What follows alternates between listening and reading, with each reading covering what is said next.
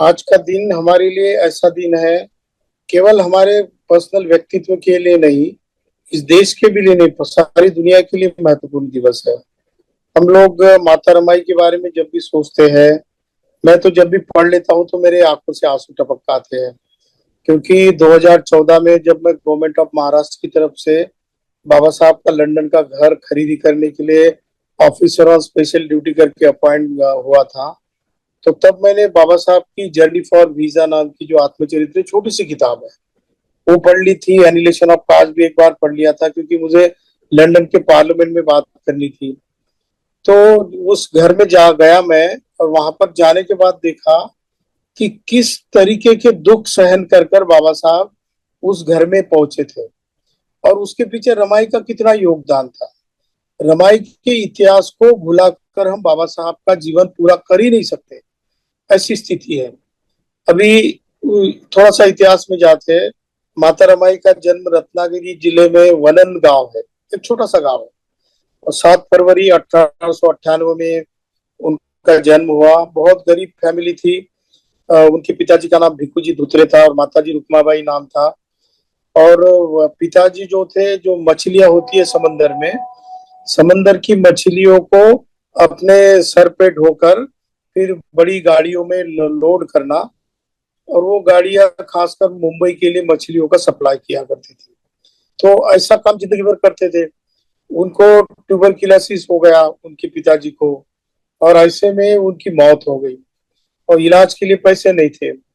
फिर तो कुछ 1 साल के बाद ही माता का भी देहांत हो गया। अब 4 भाई बहन थे, रमा उसमें सबसे बड़ी, 9 साल की रमा। दूसरी बहन थी वो 8 साल की थी, और तीसरा भाई है 6.5 साल का था, और चौथी बहन जो थी वो छोटी, वो बचपन में मर गई थी। तो ऐसे 3 बच्चों की फैमिली की 9 साल में रमा मुखिया बन गई। आप सोच लो कि कोई 9 साल की बच्ची अपनी फैमिली की मुखिया बन जाती है, पूरी फैमिलियों का पूरा जो भार है उसके ऊपर आता है। ऐसे में वो क्या सोचेगी? तो वो समझ ही नहीं पा रही थी कि मेरी जिंदगी में क्या हो रहा है मेरे साथ। ऐसे में माँ, अपने माता के भाई, उन्होंने मुंबई लेकर आए, और मुंबई में अपने ही घर में रखा उनको। तो ये एक छोटी बहन और एक छोटा भाई, और उसमें वो बड़ी, सबसे बड़ी कुटुंब के फैमिली की हेड हो गई। पिताजी को लड़की बहुत पसंद आई। वैसे तो बाबा साहब की जो मंडल होते हैं, कमिटियां होती है कोंकण में, खासकर महाराष्ट्र में, तो वहां पर शादियां, वो जो ये लगती है मीटिंग, तो उस मीटिंग में शादियां तय होती थी। तो बाबा साहब की शादी किसी और लड़की के साथ तय हो गई थी। पर जब भी रमाई की ऊपर रामजी बाबा की जब नजर पड़ी, तो उनको उनके समझ में आ गया कि यही मेरे बच्चे के लिए, मेरे विवाह के लिए, भीमराव के लिए सही बहू बहू कल के मिलेंगी। और वो साबित भी हो गया, क्योंकि रामजी बाबा की नजर जो है बहुत परखी थी। उन्होंने सिलेक्ट कर लिया, और 9 साल की बच्ची लगभग 11 लोगों के फैमिली की कार्यकर्ता बन गई। क्योंकि उनके पति को देखो तो वो हमेशा पढ़ाई में व्यस्त रहते थे, या कभी सामाजिक काम में व्यस्त रहते थे, और आंदोलनों के बीच में पड़े रहते थे। ऐसे में बस मात्र 1912 में, 12 दिसंबर 1912 में पहला बच्चा पैदा हो गया। अब 12 और 2 14 साल की उम्र में वो बच्ची माँ बन जाती है, और लगातार 5 बच्चे हो जाते हैं। उसमें से 4 बच्चे मर जाते हैं। यशवंतराव अंबेडकर जो बाबा साहब के पुत्र थे, तो एकमात्र बच्चा बच गया था। तो देखते हैं कि वो जाने के बाद बस 1 महीने के अंतर में गंगाधर नाम का जो बच्चा था वो न्यूमोनिया से मर गया। जैसे अभी सारे बहनों ने बहुत ही बढ़िया बात की कि वो उपले बनाती थी अंडे, और वो बेचती थी। सवेरे 4 बजे उठ के वो गोबर इकट्ठा करती थी। इसीलिए सवेरे 4 बजे अंधेरे में जाकर गोबर इकट्ठा करना पड़ता था, क्योंकि अगर किसी ने देख लिया कि एक बैरिस्टर की पत्नी, जो व्यक्ति डबल एमए हो गया था, पीएचडी हो गया था, और बैरिस्टरी और डॉक्टर ऑफ साइंस की डिग्री लेने के लिए फिर से दोबारा लंदन जा रहा है, और उसकी पत्नी ये गोबर इकट्ठा करके उपले बनाती है और वो बेचती है, तो लोग क्या कहेंगे? इस शर्म के मारे माता रमाई सवेरे 4 बजे उठकर जाती थी। और उनके बाबा साहब के बड़े भाई थे बालाराम आम्बेडकर। तो बालाराम जी की तबीयत ठीक नहीं चल रही थी, उनका जॉब भी चल गया था। छोटे भाई थे एक आनंद, तो आनंद की भी ठीक से ये नहीं थी, इसीलिए फिर उसकी भी पढ़ाई खत्म हो गई। तो अकेली पढ़ाई बाबा साहब की चल रही थी शादी होने के बाद भी। तो सारा का सारा बोझ जो है वो अकेले रमाई के ऊपर आता है। और 14वीं साल में फिर वो माता भी बन जाती है और लगातार 5 बच्चे हो जाते हैं। ऐसे में क्या करेगी बाबा साहब? जब 1920 में जब दूसरी बार जब लंदन गए थे अपनी बची हुई शिक्षा पूरी करने के लिए, वो शिक्षा थी बैरिस्टर की और डॉक्टर ऑफ साइंस की, जो साइंस की इकोनॉमिक्स की सबसे ऊंची डिग्री, और भारत का पहला व्यक्ति जो वैसी डिग्री लेने के लिए जाता है। पैसे कुछ भी नहीं होते, शाहू महाराज ने कुछ पैसे दे दिए है, दूसरी बार वो जा रहे हैं। ऐसे में कुछ सिडनैम कॉलेज में कुछ 1-1.5 साल के लिए प्रोफेसरशिप भी कर लिया, पैसे बचा लिए और उसमें से कुछ पैसे रमाई को भेजते थे। उतने से पूरे फैमिली का सर्वाइवल नहीं होता था। तो ऐसे में रमाई को काम भी करना पड़ता था, 7-8 लगभग 10 लोगों की फैमिली का पूरा भार संभालना पड़ता था। ऐसे में इतनी बड़ी जिम्मेदारी आई, वैसे भी वो 9 साल की होते हुए अपने माँ बाप को खो चुकी थी। तो 9 साल की बच्ची पूरे फैमिली का, सब पूरी फैमिली संभालने का पूरा जो ये है वो काम संभालती थी। इसीलिए वो इतनी ये हो गई कि वो बात नहीं करती थी रमाई, लेकिन मन के मन अंदर ही अंदर बहुत कोसती रहती थी, वो सोचती रहती थी। उसमें देखते हैं तो पति ऐसा मिल गया है कि वो उसको पढ़ाई के सिवा और दूसरा कोई काम ही नहीं, जब भी 18-18 घंटे तक पढ़ाई करना, और बचा हुआ वक्त है समाज का कुछ काम है तो उसके लिए मीटिंग लेना, लोगों को बातें बताना, समाज को दुरुस्त करना। और इतना बुरा धर्म है, जो धर्म इंसान को इंसान मानने के लिए तैयार नहीं, उनके खिलाफ आंदोलन चलाना। ऐसी सारी बातों में रमाई की मानसिक तौर से बहुत, मतलब उनके ऊपर दबाव हुआ करता था। ऐसे में उनको ट्यूबरकुलोसिस जो क्षय रोग होता है उसकी लागत हो गई। ऐसे में तबीयत ठीक नहीं रहती थी।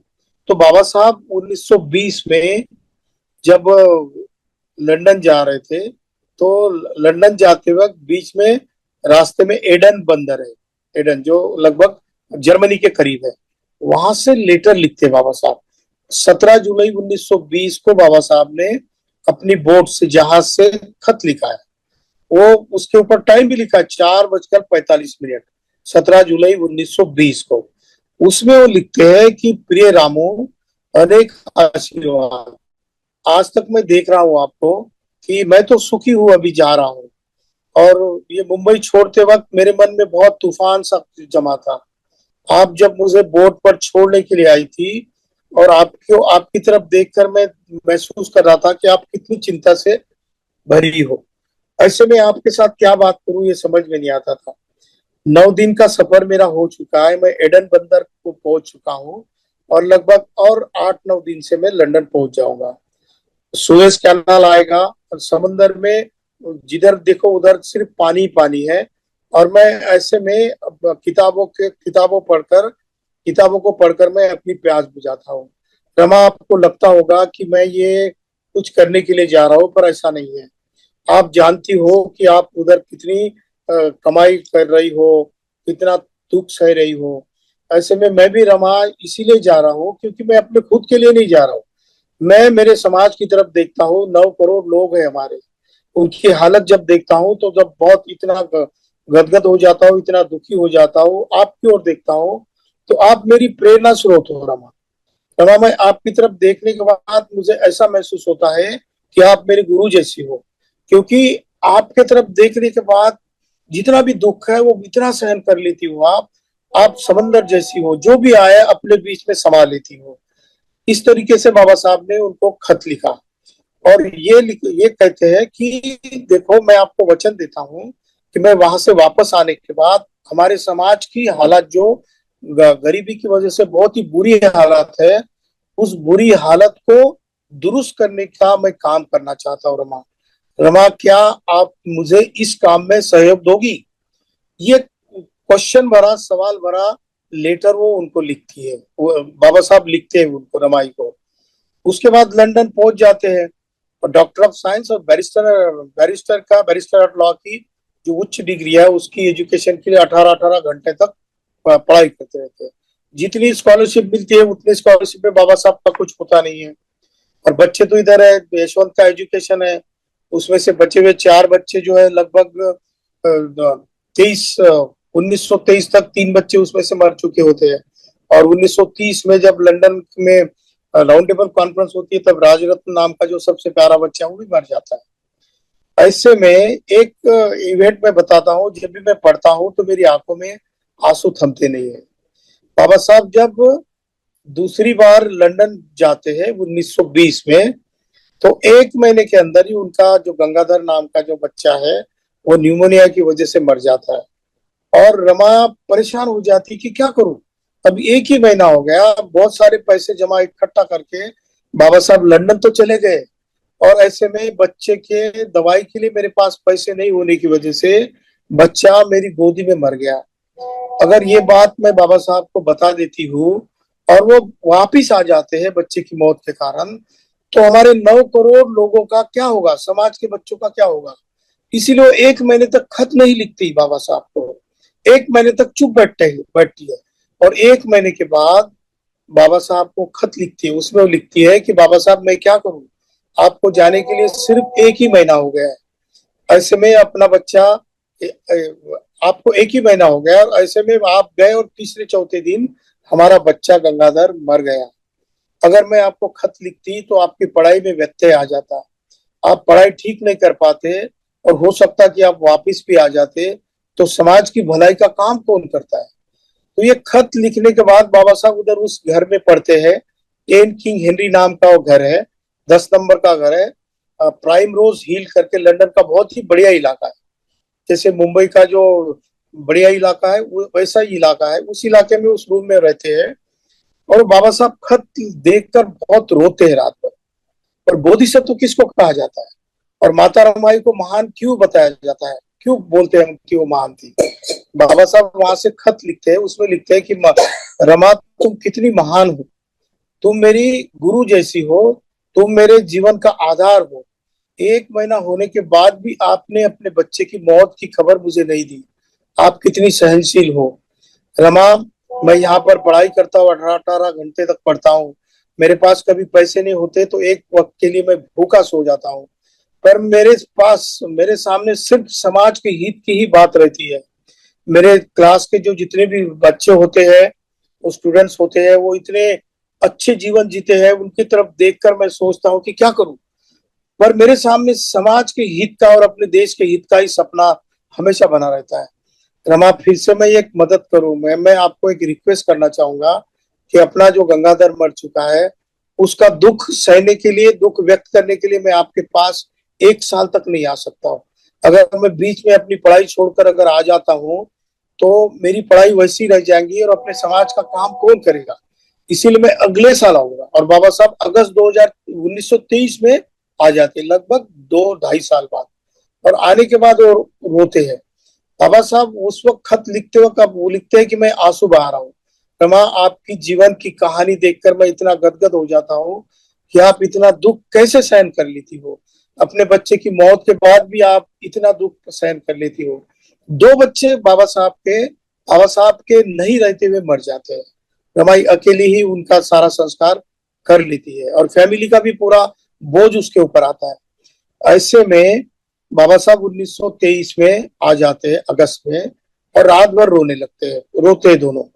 तो उस वक्त एक होता है कि एक लेटर बाबा साहब को आता है, इंग्लिश में होता है वो लेटर होता है कि डिस्ट्रिक्ट जज की ऑर्डर होती है बाबा साहब के पास। अब रमाई को ऐसा लगता है कि वो ऑर्डर पढ़ने के बाद बड़ी खुश हो जाती है कि चलो अच्छे दिन अब आ जाएंगे और हम अच्छी खुशी से जिंदगी जिएंगे, क्योंकि साहब अभी डिस्ट्रिक्ट जज बनेंगे तो अच्छी तनख्वाह आएंगी, हमारे जीवन में कुछ खुशहाली होगी। पर ऐसा नहीं होता। बात ऐसी होती है कि बाबा साहब रात भर सोचते हैं, रमा को बताते हैं कल मॉर्निंग में उठकर, रमा फिर से मैंने एक रिक्वेस्ट आपको की है, आप मुझे माफ कर देना। आपने रात को कहा कि अब हमारे अच्छे दिन आ जाएंगे और हम लोग सारा जीवन जो बचा हुआ है अच्छी तरीके से व्यतीत करेंगे। पर रमा मैंने डिसाइड कर लिया है कि मैं डिस्ट्रिक्ट कोर्ट के डिस्ट्रिक्ट रमा सह लेती है, जो किसी को बताती नहीं है, बाबा साहब तक को भी नहीं बताती। जब भी बाबा साहब फील्ड में रहते हैं तो ये जो मनोवादी लोग हैं या जो उच्च वर्णीय लोग हैं, उनके हमेशा ऐसे खत आते हैं जिससे कि बाबा साहब को मारने की धमकी दी जाती है। वो खत पढ़कर वो इतनी परेशान हो जाती है और फिर बीमारी सर उठाती रहती है। ऐसे में 1930 तक वो बहुत बीमार हो जाती है और बाबा साहब बैठे रहते हैं। 1935 की जब बात है, 27 मई 1935 को जब उनका उनका देहांत होना था, तो ऐसे में 10-15 दिन से वो बिल्कुल बेड पर पड़ी रहती है। तो बाबा साहब बोलते हैं कि रमा तुम ठीक हो जाओगी, मैं अच्छे डॉक्टर के पास आपका इलाज कराऊंगा, आप ठीक तरीके से रहना। तो वो एक बताती है कि मुझे कुछ भी नहीं हुआ बाबा साहब। और 4 दिन पहले, जैसे 27 मई है अभी, तो 22-23 मई को बहुत बारिश होती है और उस बारिश में वो कहती है कि बाबा साहब रहने दो, मुझे कुछ भी नहीं हुआ है, ना मुझे हॉस्पिटल जाना है ना कुछ भी जाना है, पर एक मुझे वचन दो कि अपने जो 9 करोड़ बच्चे हैं उनकी हालात दुरुस्त करने के लिए, उनके जीवन को अच्छा बनाने के लिए आप काम करते रहना, मेरी मत सोचना। और 27 मई को ऐसे ही बहुत घनी बारिश होती है मुंबई में। अक्सर अभी भी मुंबई में बहुत बारिश चल रही है, कल से आज हमारे यहाँ भी बहुत जोर से बारिश चल रही है। तो 27 मई को 1935 को बहुत बारिश होती है। ऐसे में बाबा साहब कोई दवाई भी नहीं ला सकते और अपनी गोद में ही, बाबा साहब की गोद में माता रमाई अपनी जान छोड़ देती है। ऐसे में बाबा साहब 2 दिन तक पूरा दरवाजा बंद करके रोते रहते हैं। उनके समझ में नहीं आता कि इतनी प्यारी पत्नी जिसने मेरी जिंदगी को संवारा है, वो मेरा रिसोर्स थी, वो मेरा प्रेरणा स्रोत थी, उसकी तरफ देखकर मैं जितने भी दुख दर्द होते थे जो फील्ड में मैं अनुभव करता था, उन सारे दुख दर्द को मैं यूं ही सहन कर लेता था, क्योंकि रमा एक पहाड़ की तरह रहती थी। दुख किस तरीके से पचा लेना, दुख का सामना किस तरीके से करना, इसका अनुभव मैं रमाई की तरफ देखकर करता हूँ, ऐसा बाबा साहब लिखते हैं। बाद में जाके 1939 में जब थॉट्स ऑन पाकिस्तान नाम की जो किताब है, जो कि बहुत ही फेमस किताब बनी, भारत का जो विभाजन हुआ, भारत पाकिस्तान के 2 टुकड़े हो गए, उसमें बहुत ही बेसिक थॉट बाबा साहब ने रखा है थॉट्स ऑन पाकिस्तान में। वो किताब बाबा साहब अर्पण करते हैं रमाई को।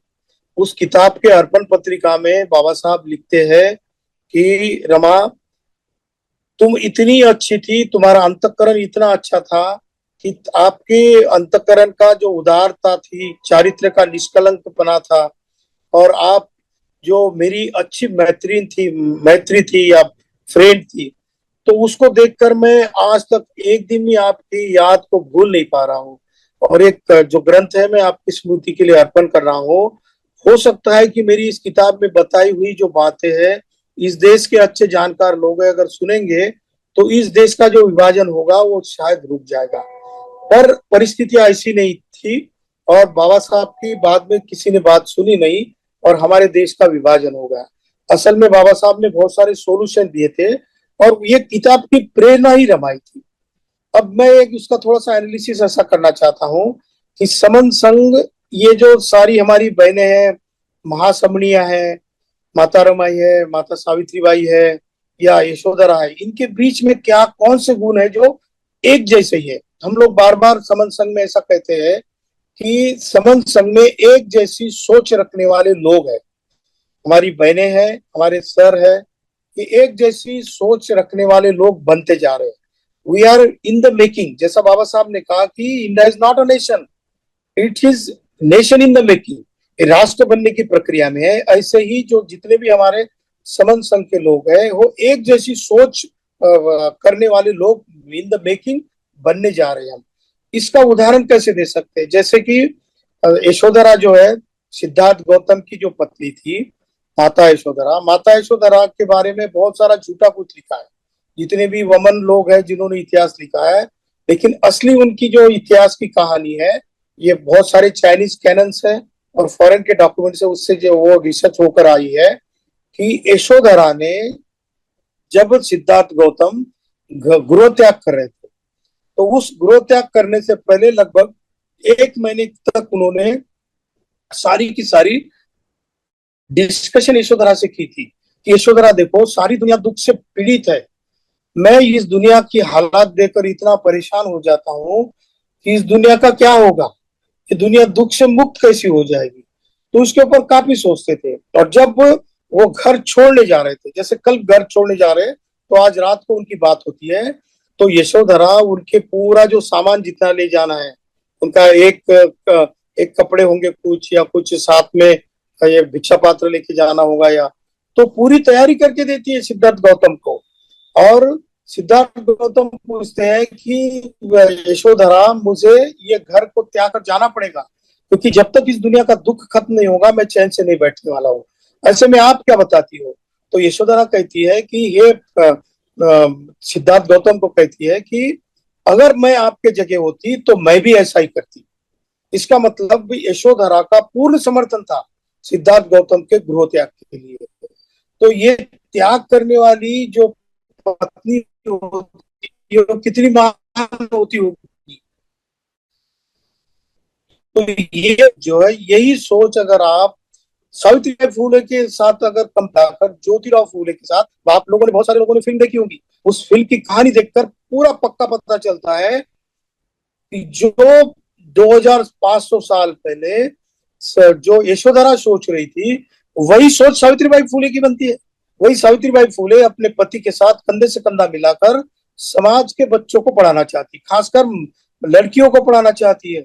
और उसमें इतनी तकलीफें होती है, लोग गोबर फेंकते हैं, पत्थर फेंकते हैं, गाली गलौज करते हैं, पता नहीं कितनी कितनी मानहानि कर देते हैं, फिर भी वो अपने पति के साथ कंधे से कंधा मिलाकर खड़ी हो जाती है सामाजिक आंदोलन के लिए। तो ये भी सोच सावित्रीबाई की देखो तो वो सोच पकी हुई सोच है, एक जैसी सोच है। वही सोच रमाई की है। रमाई भी बाबा साहब को जब आंदोलन में खड़े होने के लिए कहती है, सपोर्ट करती है, तो उनकी सोच भी इतनी मैच्योरिटी की सोच है कि वो कहती है कि आप चले जाना, आप अपने 9 करोड़ बच्चों को, समाज के बच्चों लेना। इसका मतलब हमारी सोच अगर एक जैसी होती है, तो चाहे 2500 साल पहले की यशोधरा महासमणी हो, या फिर 150-200 साल पहले की सावित्रीबाई फुले हो, या फिर 100 साल पहले की माता रमाई हो, इनकी सोच अगर एक जैसी बन जाती है, जो कि समाज के कल्याण की सोच होती है, समाज को स्वतंत्रता, समानता, बंधुता और न्याय की जो ये वातावरण मिलना चाहिए, इसकी सोच होती है, तो ही हमारा आंदोलन उस वक्त सक्सेस हो जाता है। तो हमारी यहाँ पर उपस्थित जितनी भी बहनें हैं, माता रमाई के जीवन से क्या कुछ प्रेरणा ले सकती है, तो हम लोग एक जैसी त्याग की भावना रखें। हम लोग अपने खुद के दुख दर्द को छोड़कर समाज के प्रति सोचने की सोच रखें। और ये सोच ही अगर हमारी पहचान बन जाती है, तो ये आइडेंटिटी, ये पहचान आपको बहुत ताकत देती है। और ये ताकत आपको कितना भी बड़ा आंदोलन, कितना भी बड़ा संघर्ष, कितना भी बड़ा चैलेंज हमारे सामने रहने दो, उस चैलेंज को फेस करने के लिए हमारी हिम्मत, हमारे बीच में ताकत पैदा होती है। और ऐसा कहा जाता है, सिद्धार्थ गौतम भी बोलते हैं कि इंसान के पास सबसे बड़ी ताकत क्या होती है, तो कहते हैं कि जिसका मन खंभीर है, जिसके मन की हर दीवार अटूट है, उसके ऊपर कितना भी बड़ा आप आघात करने दो, कितना भी बड़ा चैलेंज आने दो उसके सामने, वो मन से डरता नहीं है। और जो लोग मन से डरते नहीं, जो मन से खंभीर होते हैं, वो लोग ही विजेता हो जाते हैं। तो यही एक प्रेरणा माता रमाई से हम ले सकते हैं कि हम अपने मन को इतना खंभीर बना ले कि हमारे ऊपर चाहे कितने भी चैलेंजेस आ जाएंगे, आज भी हम चैलेंज की जीवन जी रहे हैं। आज की जो व्यवस्था हमारे सामने जो राज्य शासन चलाती है, वो आपके कतई काम की नहीं, वो दिन रात आपकी बुराई के बारे में सोचती है। दुनिया का सबसे बेहतरीन संविधान होने के बावजूद भी वो आपको कुछ भी हिस्सा नहीं देना चाहती है। और दुख की बात है कि जिन महिलाओं को सारे फंडामेंटल राइट्स, सारे मूलभूत अधिकार देने की बात बाबा साहब ने संविधान के माध्यम से की है, वो उच्च वर्णीय महिलाएं भी ऐसी सोचती है। इसका मतलब है अपने पैर पर पत्थर डालने के लिए तैयार है, बशर्ते कि ये अछूत जातियों की महिला हो, या जो SC ST OBC के जो महिला हो, उनका नुकसान हो जाए, यही सोच उनके मन में होती है। और जिसका मन खंभीर नहीं होता, वो सबसे डरपोक होता है। आप हम लोग अगर इकट्ठा हो जाएंगे ना, कोई संख्या की ज्यादा जरूरत नहीं होती, लगभग 10-15 हजार, 20,000, 1 लाख लोग भी अगर हम एक जैसी सोच वाले और मन से खंभीर लोग अगर इकट्ठा हो जाएंगे, तो जो चोर होता है, जो बदमाश होता है, वो लुटेरा होता है, वो डरपोक ज्यादा होता है। जितने लोग हम खंभीरता से सामने आकर सारे संकट को झेलने के लिए अपने मन को तैयार करेंगे तो माता रमाई जैसी हमारी एक एक बहन जो समन संघ में काम कर रही है वो दृढ़ संकल्प लेकर खड़ी हो जाएंगी और हम अब हमारे सपने भविष्य की पीढ़ियों को सुख देने के सपने हम साकार कर सकते हैं। इतनी बात मैं आज माता रमाई की स्मृति दिन के उपलक्ष्य में आपको बताना चाहता हूँ। अगर मेरी बात से कुछ गलत निकला हो तो समन संघ यहाँ पर उपस्थित है, वो मुझे माफ करे। संगेयो खलितो दोषो संघो खमतु तम्मं जय भीम नमो बुद्धाय संगं नमामि अहं समन अस्मि। मैं समन हूँ, हम सब समन हैं।